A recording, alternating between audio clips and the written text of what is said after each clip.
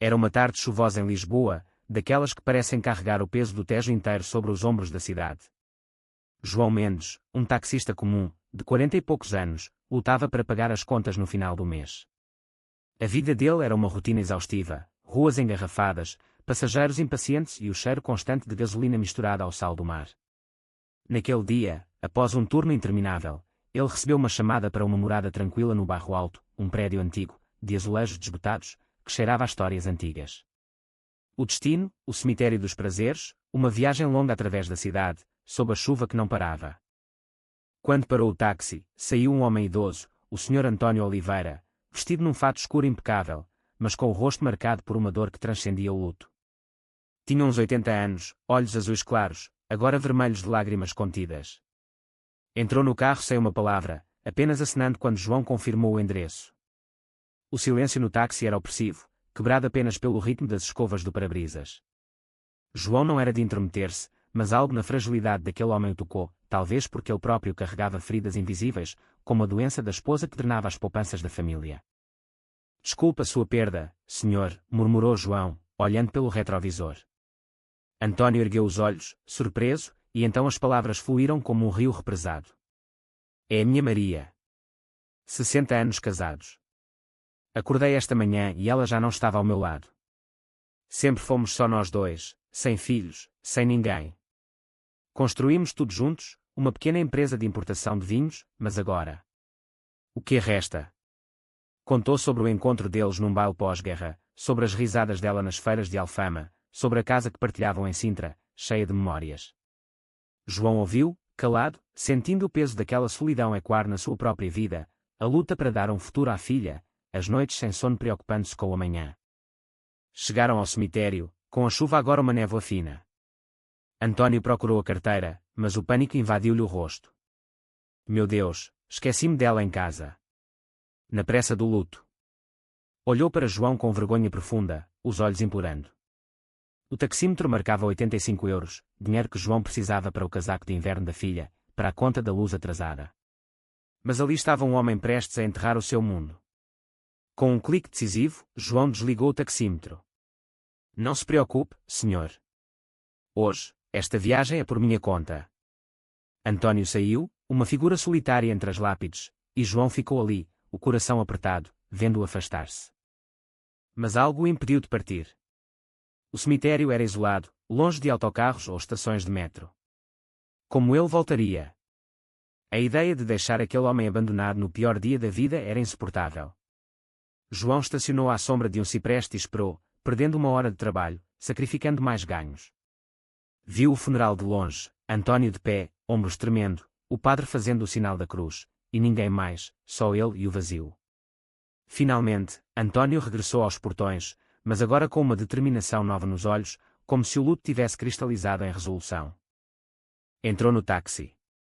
Jovem, mostrou-me uma bondade que não esperava no pior dia da minha existência. Preciso de um homem decente como testemunha para um último assunto. Deu um endereço no Chiado, o distrito financeiro de Lisboa, cheio de edifícios imponentes e advogados poderosos.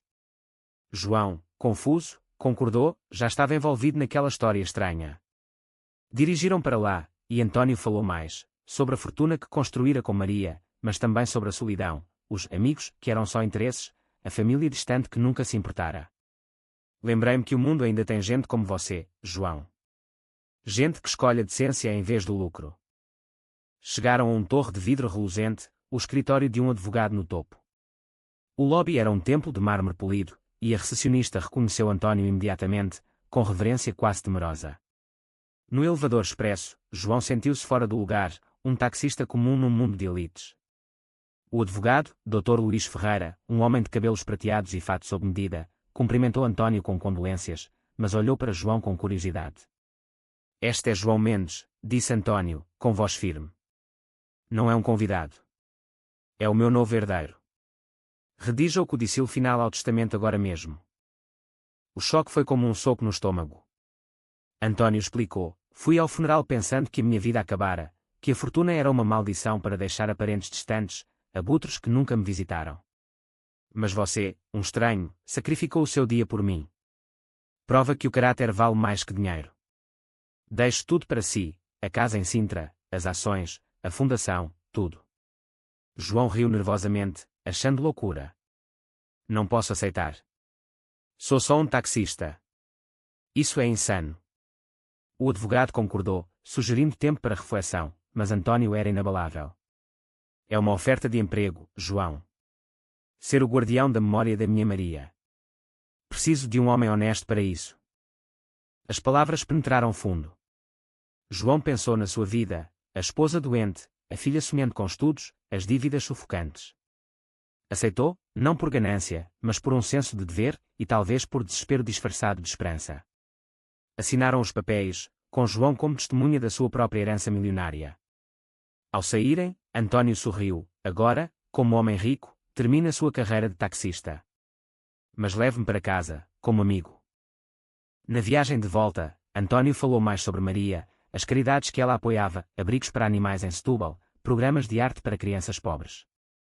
O dinheiro era ferramenta para ela. Para mim, virou prisão. João sentiu o peso, não era só riqueza, era responsabilidade. Deixou António em casa, prometendo voltar no dia seguinte. Aquela noite, contou à esposa, Inês, que pensou ser delírio até ver os documentos. Sentaram-se no apartamento apertado em Alfama, atordoados com a promessa de um futuro novo. António morreu 2 meses depois, pacificamente. Nos dias finais, João visitou-o diariamente, não como motorista, mas como companheiro. Conversas longas sobre vida, arrependimentos, António confessara segredos, a família, sobrinhos gananciosos que o ignoravam, mas que ele sabia que viriam reclamar. Cuidado com eles, João. A inveja corrompe.